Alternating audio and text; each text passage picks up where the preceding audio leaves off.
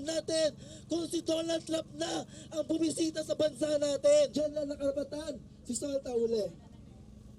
Magandang umaga po sa ating lahat. Palabang umaga. We denounce the US's role in using the Marcos administration and Philippine territory to foment war in the Asia-Pacific region. Dito sa ating bansa, matinding pananalasa ang ginagawa para sa ating tunay na paglaya. Kaya Padilla ng ILPS Philippines. Secretary of State Marco Rubio represents and articulates the U.S. line in asserting its political domination globally.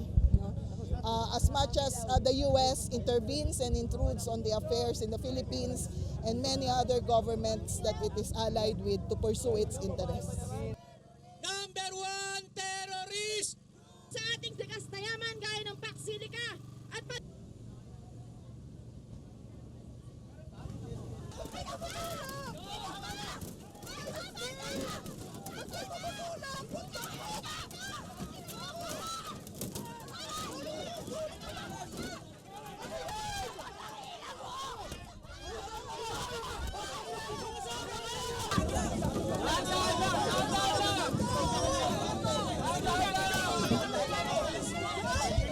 Gawin ng kapulisan natin kung si Donald Trump na ang bumisita sa bansa natin. Diyan lang nakarapatan si Salta Uli.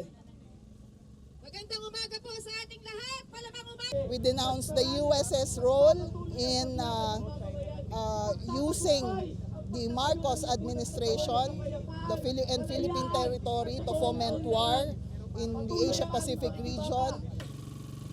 Dito sa ating bansa, matinding pananalasa ang ginagawa Para sa ating tunay na paglaya. Kaya Padilla ng ILPS Philippines. Secretary of State Marco Rubio represents and articulates the U.S.